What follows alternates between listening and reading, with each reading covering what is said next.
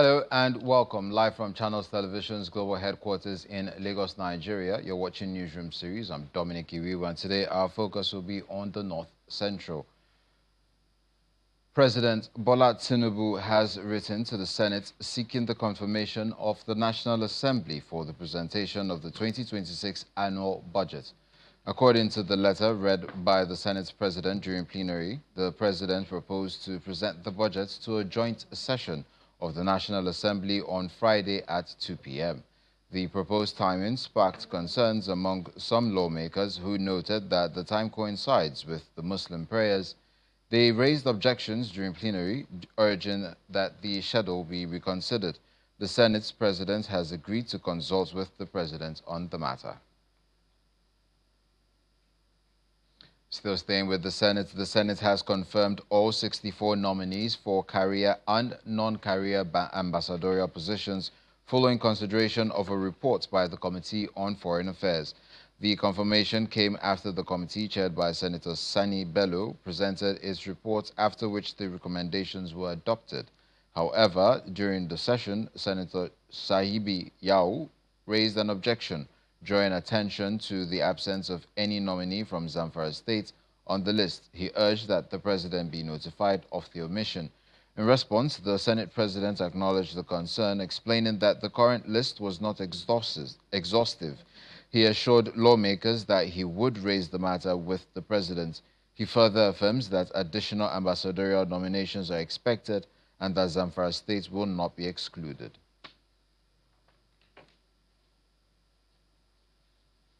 Now, the Kogi State Internal Revenue Service has emphasized the importance of proactive engagement from ministries, departments, and agencies in the implementation of Nigeria's Tax Act 2025. At a recent stakeholders meeting held in Lokoja, the capital of Kogi State, the chairman of the Kogi State Revenue Service, Mr. Salihu Enehi, highlighted the critical role that technocrats, auditors, and accountants play in ensuring the successful adoption of this new tax regime. He expressed confidence that these changes will significantly enhance the state's economy and create opportunities for development in Kogi State. The Kogi State Internal Revenue Service is meeting with staff from ministries, departments, and agencies in the state on ways to tap into the advantages of the new tax regulations for improved financial inflows.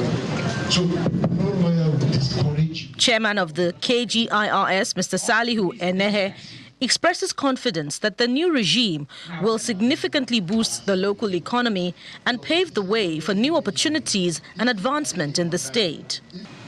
Now, this new tax law has simplified these huge volumes into this document.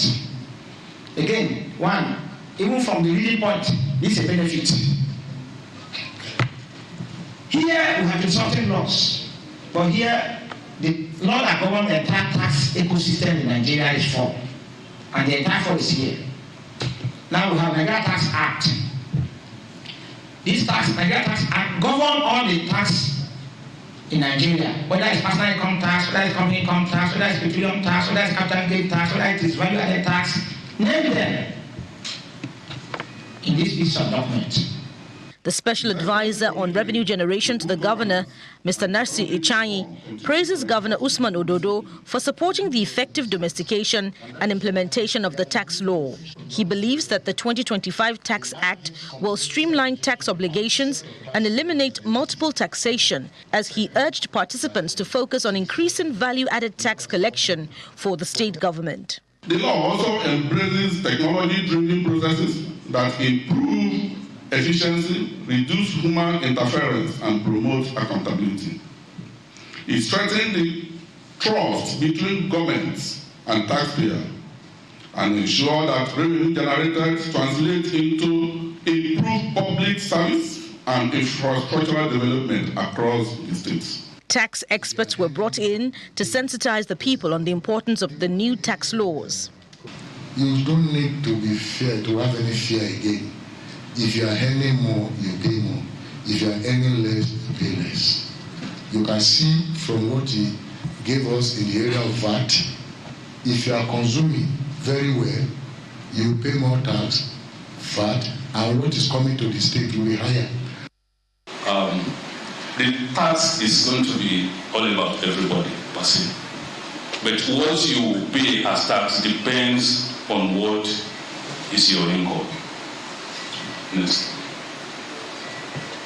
Now, when we determine what is your total income, the law provides some statutory relief on those income.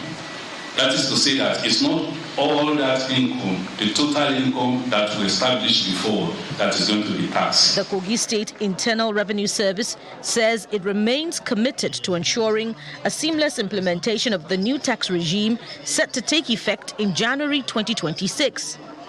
The recent stakeholder engagement highlights the importance of collaboration among all MDAs in fostering a culture of compliance and accountability. Plans are on the way to transform the Kwara State Polytechnic Ilorin into a world-class institution to compete with international institutions as the Kwara State government steps up efforts to deepen technical education and innovation-driven development across the state. At a media party organized by the Department of Strategic Communication and Media Studies in collaboration with the Information and Publications Division, the institution showcased some of its recent innovations, including locally fabricated solutions. Established in 1973, the Kwara State Polytechnic in Ilorin, the state capital, has evolved from a modest technical institution into one of Nigeria's key hubs for skill-based education and manpower development.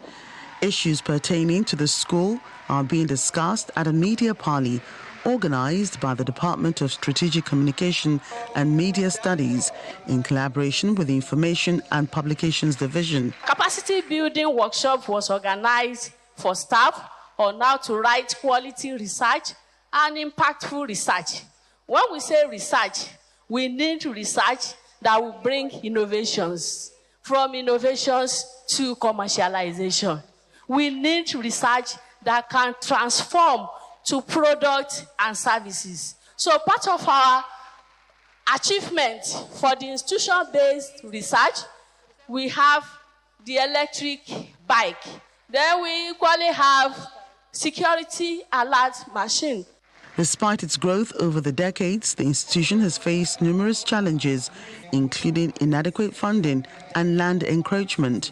But the Polytechnic has recorded key interventions under the leadership of the current rector, Dr. Abdul Muhammad, including the approval by the state government for a perimeter fencing to secure the institution. The Polytechnic is faced with very big challenge of encroachers or land grabbers. I therefore want to inform us that our 3C governors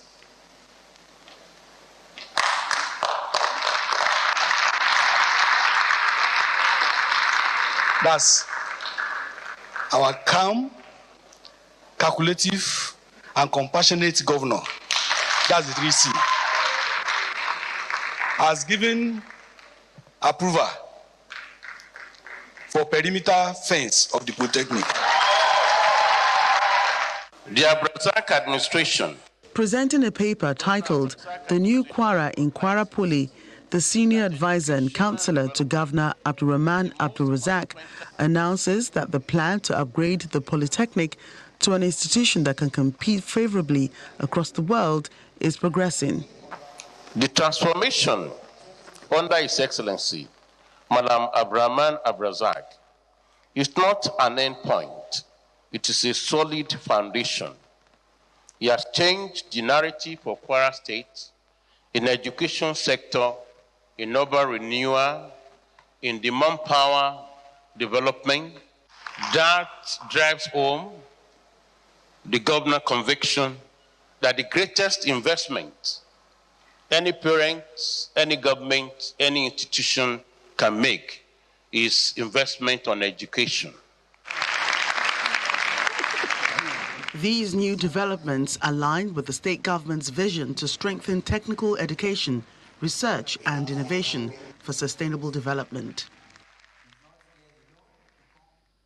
We head over to Benue State, where Governor Hyacinth Alia has tasked contractors handling over 120 ongoing basic education projects to stick to the specifications for timely delivery of the projects and payments.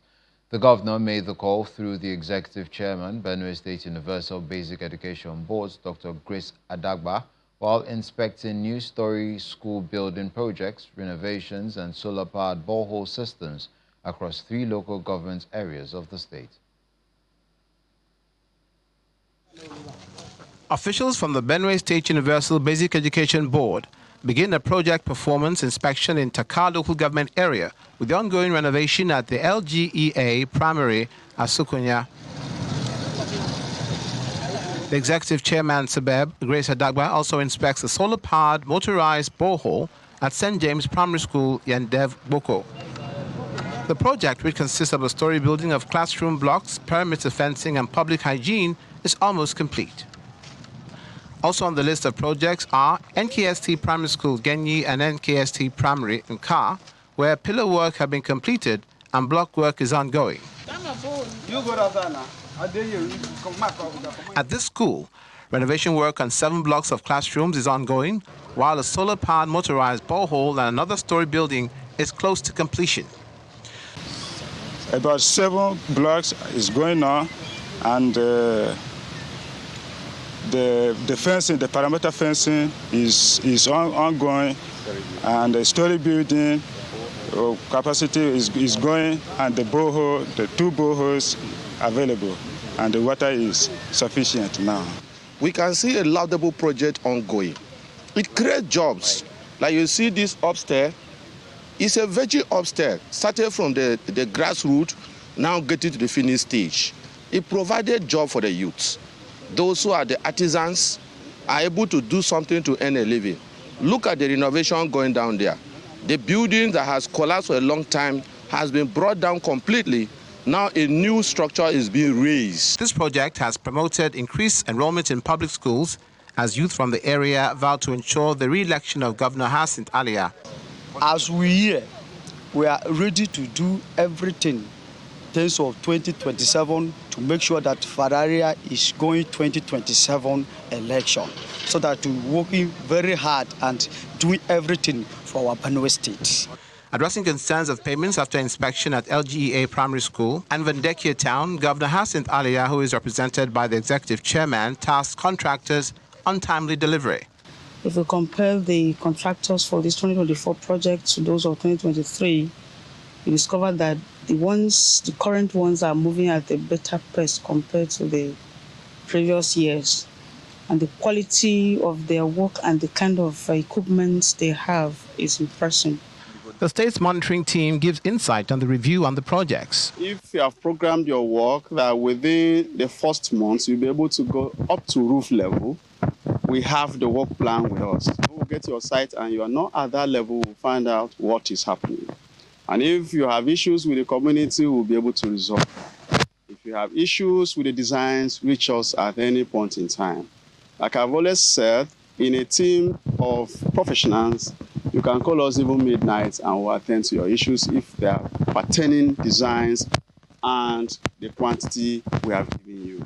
Workers also reach advanced stages at LGEA Central, Vendekia, and Baki, where the structural walls and pillars were completed in just 8 weeks, while over 500 new projects have been completed by the Governor Alia's administration in the last 2 years.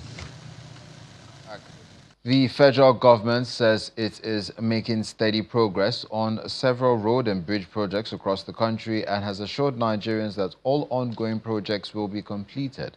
The update was given by the Minister of Works, Mr. David Umahi, who was accompanied by the Minister of State, Mr. Bello Goronyo, during an end-of-year press briefing in Abuja.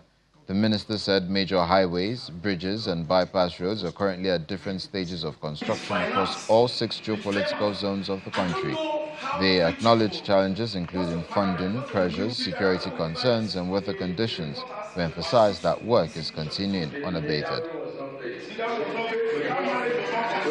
Let me also announce that, by the directive of the President, we have written to EFCC and ICPC, and we've given them all the projects from 2023, as awarded, that they should go around the entire site and verify it. And I think ICPC have just concluded theirs. And I'm very happy for that because there's nothing to hide. And that gives, credibility, to the administration of Mr. President. That is no sacred cow and there is nothing to hide. So if you have any petition about any of our projects, please write to ICPC or EFCC because most of them have been on site and they will be able to figure out what you are listing. For people that are saying, look, why are you doing these legacy projects? Let me tell you something. When a nation is, in crisis, you have to do everything to bring external funds into the system. And that is the wisdom of what the president is doing, these 4 legacy projects. We are putting just 30%. Then there is international funding of 70%. And there is return on investment, and it's very high. Mr. President is initiating this kind of project because he wants to develop this country. There is a Chinese proverb that infrastructure leads to prosperity. There's no way you can develop as a nation without putting infrastructure in place. So I want to commend Mr. President very highly for his love for this nation, for his uncommon commitment to the unity of this nation. The Nasarawa State's Governor Abdullahi Sule hosted the governor of the Benue province of Angola, Maria Nelumba, alongside her team in Lafia, the state's capital. During her visit, she signed a cooperation agreement between the Benue province and Nasarawa State. She also commissioned some key projects as well as launched the Nasarawa State's owned rice into the market. Our correspondent Halima Gayam files this report. The governor of the Benue province of Angola is on a state visit to Nasarawa State, north-central Nigeria.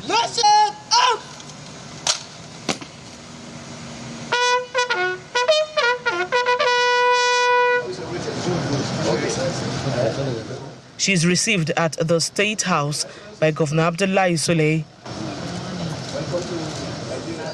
The purpose of her visit is to close the deal on a cooperate agreement with the Nasarawa State government.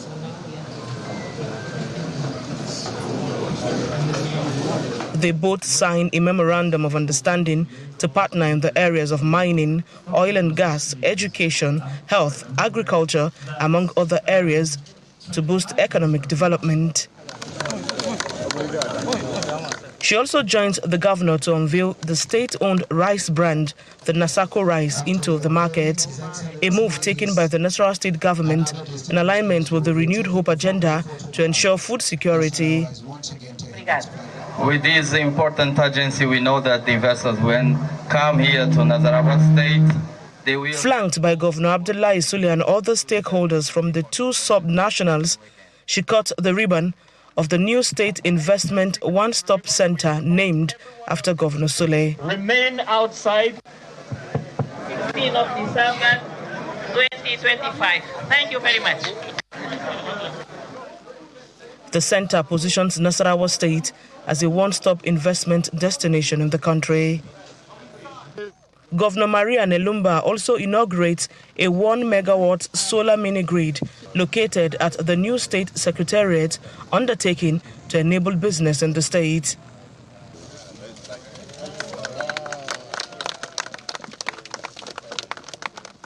The partnership between Nasarawa State and the Benue province of the Republic of Angola is under the auspices of the revitalized Nigeria-Angola Joint Development Commission, which has seen the 2 sub-nationals partnering to achieve economic growth and development. Halima Agayam, Channels Television News. What story?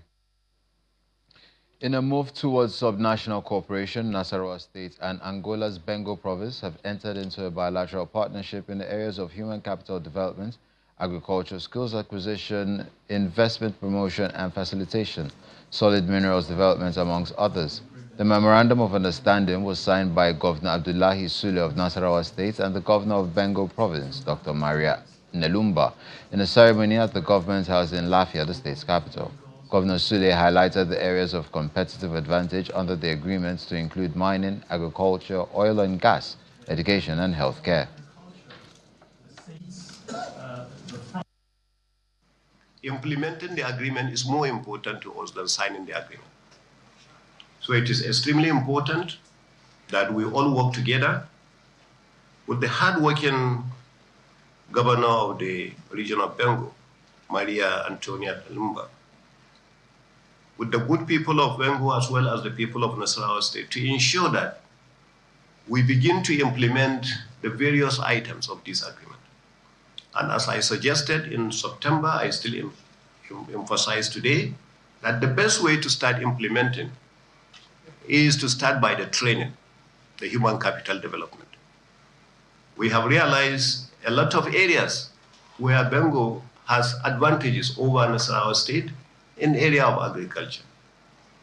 We have also identified areas where Nasarawa State has more advantages than Benue in the same area of agriculture. And we say we can take these two and begin from there. We can also look at the areas of mining and see how we can begin with the training and continue from there.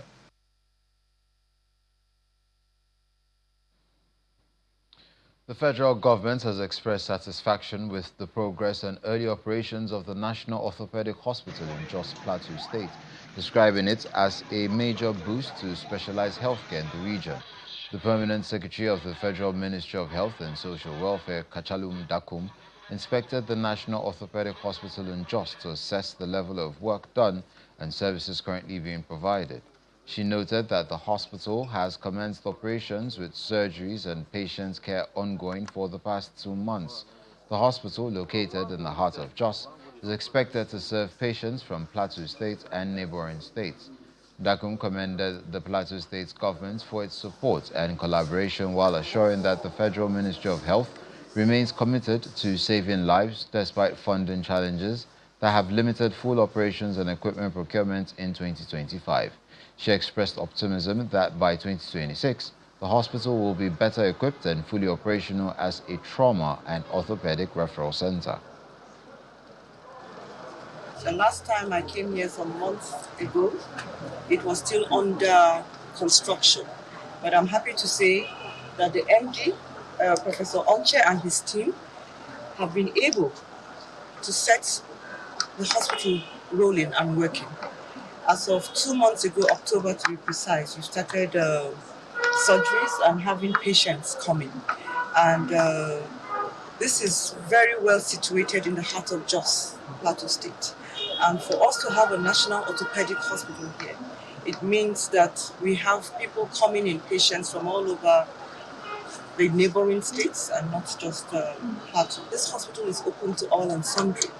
And please, as a federal tertiary hospital, I know that you get referrals from other hospitals. We have a great team of doctors, a great team of consultants, a great team of support health personnel that support the MD and the consultants do their work.